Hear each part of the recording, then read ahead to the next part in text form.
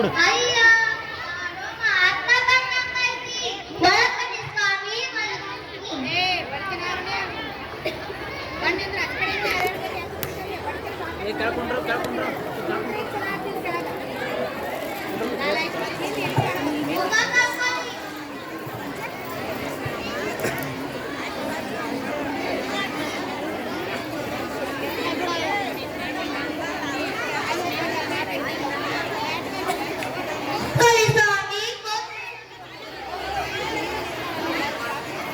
ಹೀಗೆ ಊಟ ಮಾಡ್ತೀರಾ?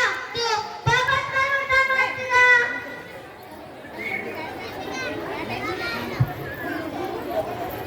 ಈ ಜೊತೆ ತುಪ್ಪ ಬಿದ್ರೆ ಚೆನ್ನಾಗುತ್ತೆ. ನಾವು ಆ ತುಪ್ಪ ಬಂದಲೇ ಊಟ ಮಾಡ್ತೀವಿ. ಆಯ್ತು ಸ್ವಾಮಿಗಳೇ.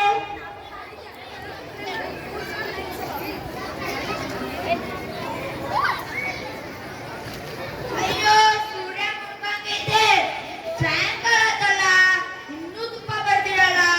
ಎಲ್ಲೋ ಪೇಟೆಗೆ ಹೋಗಿರ್ಬೇಕು ತುಪ್ಪ ತರೋಕೆ.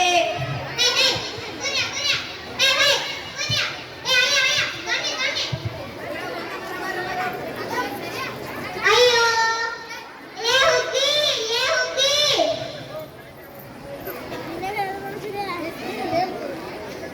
ಬರ್ತಾರಿ. ಅಯ್ಯ ಮಳೆ ಬಂದವನೇ, ಅವ್ನಿಗೆ ಗುಡ್ಡಕ್ಕೆ ಕಟ್ ಹಾಕು. ಆಯ್ತು ರೀ, ನಾನು ದೊಣ್ಣೆ ಹೊಡ್ಕೊಂಡ್ ಬರ್ತೀನಿ. ಸರಿ ಆಯ್ತು ರೀ.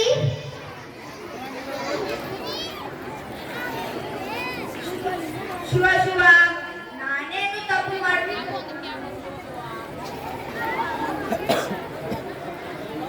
ಅಯ್ಯನಿಗೇನು ಗೊತ್ತಿತ್ತು? ಒಂದು ಎತ್ತಿನ ಹೆಸರು ಅಯ್ಯ, ಒಂದು ಎತ್ತಿನ ಹೆಸರು ದೊಣ್ಣೆ. ಅದೇ ರೀತಿಯಾಗಿ ಗಂಡನ ಹೆಸರು ತುಪ್ಪ, ಹೆಂಡತಿಯ ಹೆಸರು ಹುಗ್ಗಿ ಅಂತ ಆ ಸ್ವಾಮೀಜಿಯವರಿಗೆ ಗೊತ್ತಿರಲಿ. ಶಿವ ಶಿವ, ನಾನೇನು ತಪ್ಪು ಮಾಡಿದೆ ಅಂತ ನನ್ನ ಗುಡ್ಡು ಕಟ್ಟಾಕ ಅಂತಲ್ಲಪ್ಪ.